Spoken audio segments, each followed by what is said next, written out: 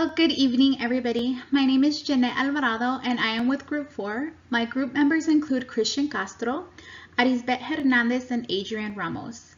In our case study, we'll be breaking down the fraud case of Koss Corporation and how its former Vice President of Finance was able to embezzle a total of $34 million from a small corporate business.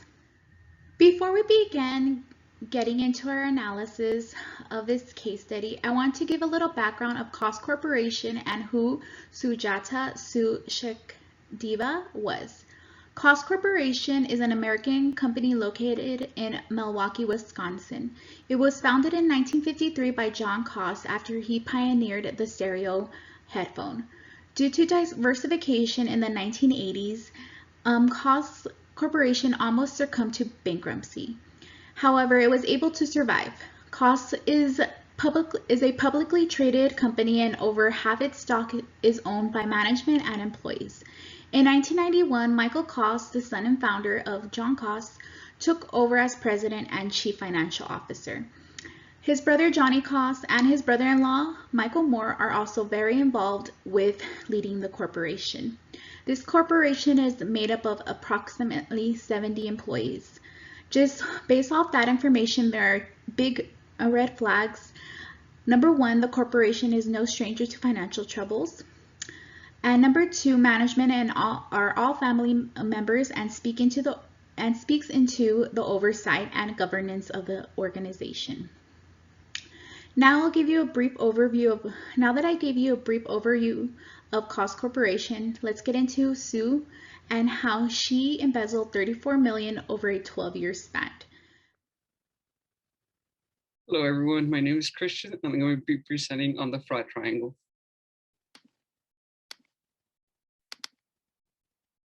All right, so as we all know, there's three parts of the fraud triangle. There's perceived opportunity, perceived need or pressure, and rationalization. For the perceived opportunity, internal controls were weak. Nobody checked the wire transfers. Even if there were large amounts, no one would check them. They had a petty cash account that no one reviewed.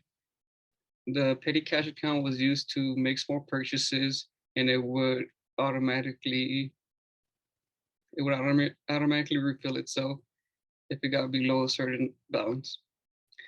And they didn't perform any monthly reconciliations. So if there was something wrong, they would never find out until it was too late. So now with all these weak controls, it created an opportunity for Suchadeva to go ahead and commit the fraud because she knew that management doesn't review anything. So it created the opportunity to do it. So the perceived need, Suchadeva wanted to live a luxurious lifestyle. There wasn't really any pressure. She wasn't going to go bankrupt. She wasn't in the brink of losing everything. She only did it because she wanted that luxury lifestyle.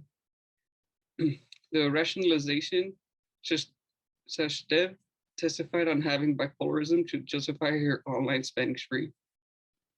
She blamed the bipolarism to justify her spending spree.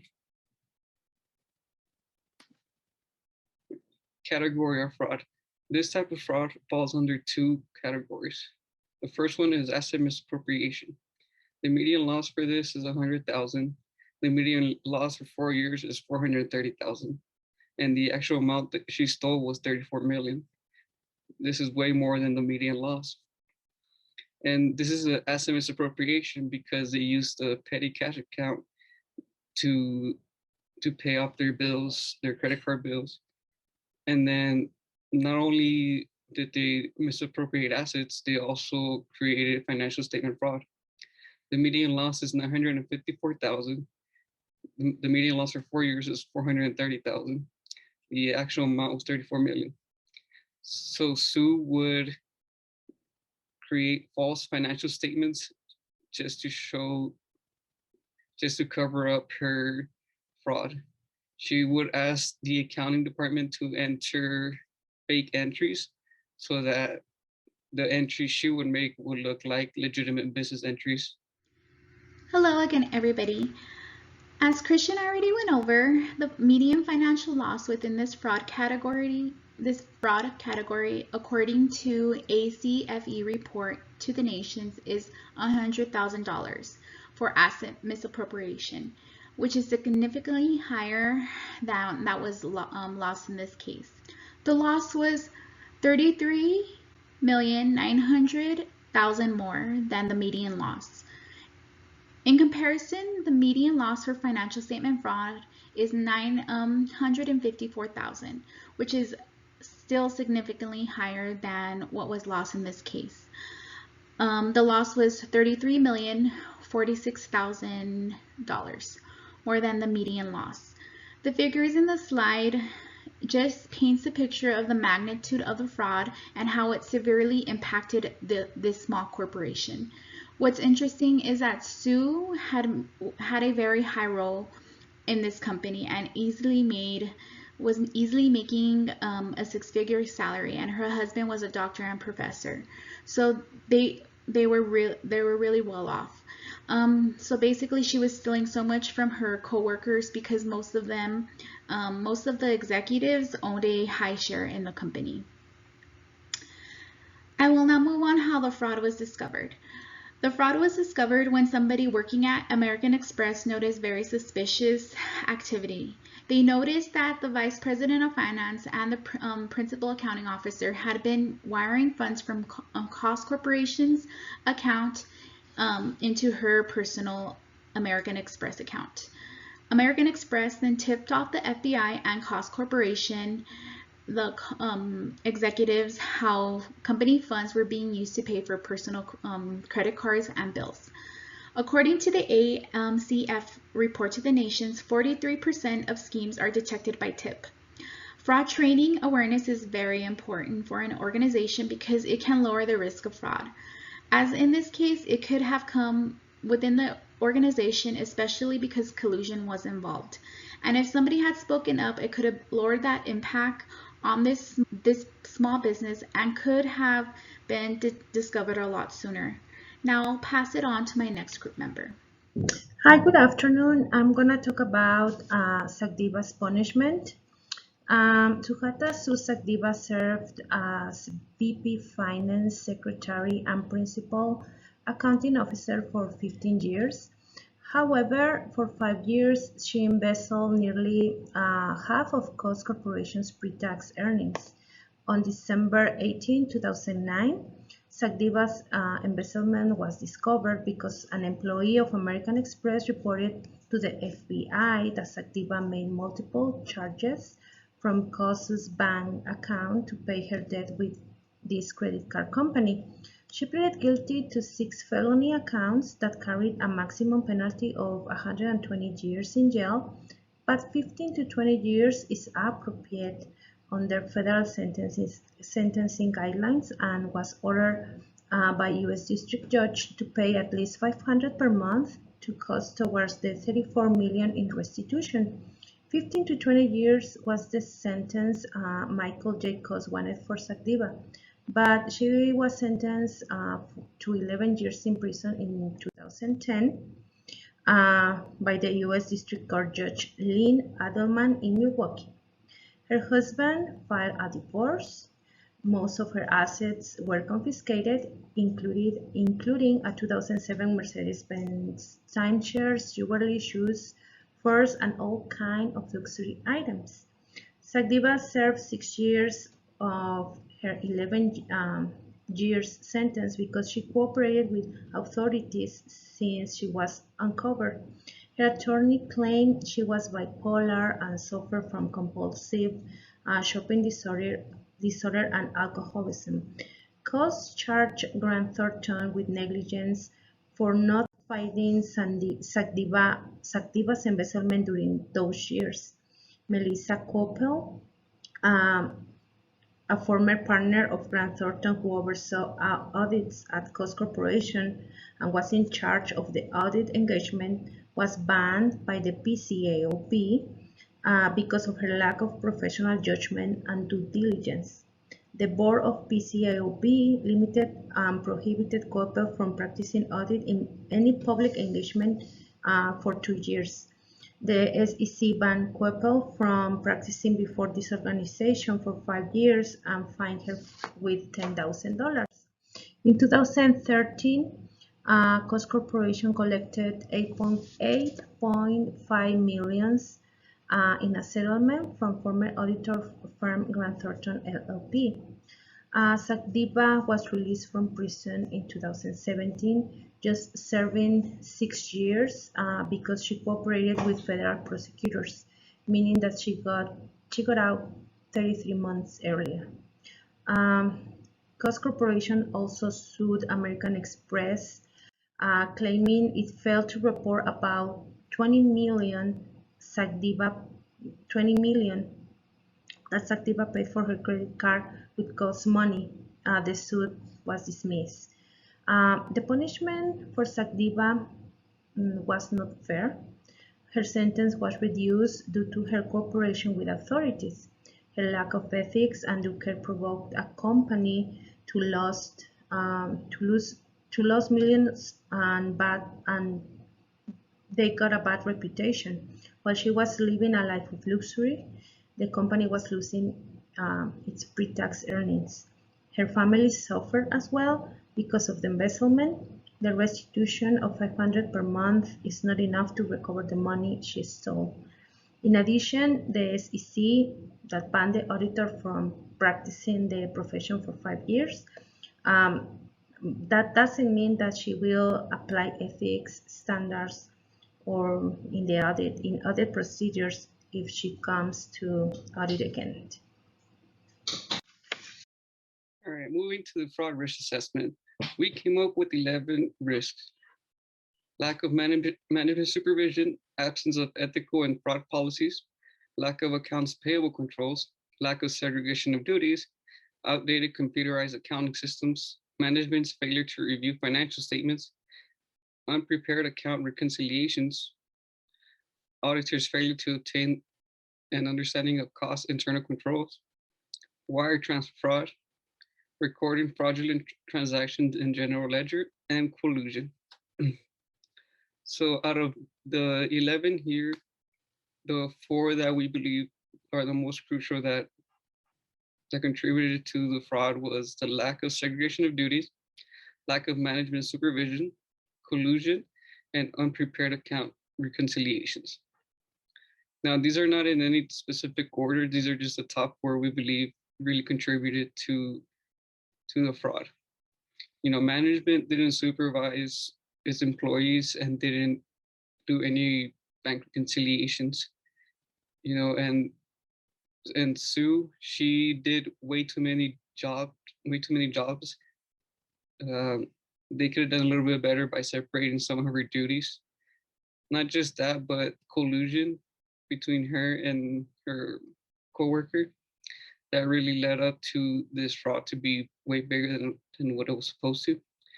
You had 2 people working together to cover up this fraud, and it really worked for them. The only reason why it worked for them so good was because management was just lacking on the supervision. They didn't supervise their employees well enough. And I think that's what really screwed them over. I will be discussing the COSO framework of this case. For the control environment, the board of directors and senior management have a major influence in the control environment because they are creating the tone at the top by setting the standards for the organization and its employees. In examining this case, the company's board of directors, CEO, and supervisors were not providing the appropriate responsibilities for the governance and oversight over the company, for which exemplifies a low tone at the top. Policies and procedures should have been in place to enforce the employee code of conduct and the consequences of misconduct of an employee's unethical behavior. The CEO and board of directors are also responsible to ensure the policy has a section that a risk assessment is performed and that the appropriate and competent auditors are performing the annual audit and reviewing all financials for the company. Senior management in this case should have kept a close eye on the accounting department and ensured there was a structure of controls in place and enforcing them. Lack of oversight and weak internal controls set the tone at the top low, as stated. As for the auditors, Grant Thornton, even though not required to due to Section 404B of the SOX Act, which states that if the company's market cap is below $75 million, the auditors aren't required to review internal controls. However, Grant should have still reviewed the internal controls for any discrepancies or financial reporting and thoroughly performed journal entry testing. For the risk assessment, a risk assessment is a crucial part of an organization's objective setting because it allows for the company to evaluate the risk they face if an event were to present itself. There was no indication of any form of risk assessment being performed in the company. Due to the trust the CEO and board of directors had ensued, executives and senior management neglected to properly evaluate the weaknesses in its accounting department and identified that there was no separation of duties. If a proper assessment was done, they would have seen that there were many control weaknesses in the accounting department and no separation of duties. Koss lacked accounting policies that should have been in place to prevent the fraud. There was no oversight of Sue's department work or performance. The control activities that should have been implemented by Koss are: there should have been segregation of duties in the accounting department. It is necessary to have various individuals perform different tasks in the accounting department so that the threat of fraud is minimized. This is to ensure that the same person is not responsible for recording journal entries, making electronic transfers, and reconciling the bank accounts. The company should have policies and procedures and implement them to clearly define the tone at the top. The company should also have oversight of those charged with governance. Controls are necessary no matter how trustworthy people might seem, especially within a company such as Koss. Supervisors and management should routinely monitor an employee's job and the performance of their tasks. The auditors need to evaluate and review the internal controls the company has in place. Expenditures and wire transfers need to be approved by more than one individual. The company should have an ethics policy and enforce it. Ethics are crucial in order to maintain guidelines for all employees and to create a culture of integrity, honesty, and ethical behavior. Additionally, substantive audit procedures need to be performed while auditing expenses in order to support expenditures and wire transfers. This could be done by attaining all supporting documents such as invoices, voucher slips, purchase orders for the expense being incurred. There needs to be a whistleblower policy as well in the process where employees can alert the executives when they suspect fraudulent activity may be occurring. For the information and communication part of the Koss framework, all activities such as operating, reporting, and compliance activities of the company must be discussed, assessed, and financially analyzed to ensure they are conducting the required oversight responsibilities for the company. To effectively prevent or detect a similar fraud from occurring, the company should ensure the CEO and board of directors thoroughly review and analyze all financial statements. External and internal monitoring activities of the risks and findings noted in the independent valuation of all fiscal and compliance activities must be presented to the CFO, board of directors, and upper management. Lastly, monitoring. In order to verify controls are effective, the CEO, board of directors, and supervisors should routinely review documentation and accounting records to verify that the controls in place are executed correctly and are effective. There needs to be a review and complete communication between financial personnel, supervisors, and management to look at the financial health of a company. Management is responsible to ensure that their department areas are operating effectively and communicating that information with the auditor. It is important that management communicates this to the audit function so that they can implement their concerns when a risk assessment is developed. Hi everybody, in this slide I'll be going over the audit report findings that we will note in our audit report. So there's four findings that we found. It was the lack of oversight in corporate governance, the audit risk and conflict of interest, collusion, and fraud. I'll go ahead and pass it to my next group member. Now I'm going to talk about the III performance standards that we applied in the audit. The standard 2200 engagement planning. Prior to starting our audit, we used standard 2200 by planning the engagement. The first thing we did was identify the objectives of the engagement. Our overall objective was to evaluate the design of internal controls and why fraud occurred within Koss Corporation. Another objective was to assess the compliance with the previous external auditors against the IIA and the IICPA standards. The next objective for our audit was to determine the performance of employees and overall governance and oversight. Lastly, our objective for this engagement was to determine the effectiveness and efficiency of corporate policy with Koss Corporation. Our next step of the planning stage was to perform a risk assessment and identify the key controls, which Christian has previously gone over. Then our team developed our plan and allocated our resources so we could perform this engagement. The 2300 standard performing the engagement, we gather evidence from the company through physical verification of assets, including bank accounts, cash, and review bank reconciliations to verify if the numbers in the books match the numbers in the bank account statements. Also, we interview employees from the accounting department to understand the processes they perform in areas such as accounts payables, and accounts receivables. We will take these interviews as oral evidence. We also analyze controls using the accounting system and testing them. For example, we verify that what controls the company uses to avoid employees sharing their passwords if they have limited access to the system, etc. Furthermore, we reviewed all policies to investigate proper separation of duties and ensure detection of fraud can be mitigated through HR policies and employees' handbooks. The standard 2400 communicating results, we applied the standard 2400 when communicating our findings of the evidence gathered to the CEO, Michael Koss. Our findings show that internal controls were not effective. We identified several risks, among them lack of management, there is no existence of ethical and fraud policies, lack of segregation of duties, lack of accounts payable controls, outdated computerized accounting system, no account reconciliations are performed, and recording of unapproved journal entries in the accounting system. Then the standard 2500 monitoring process, we apply this standard by communicating with the CEO about the observations of the evidence gathered before, and he had to implement corrective actions to improve the company's internal controls and make them effective. We communicated to him the risk rating in the fraud risk assessment and all recommendations.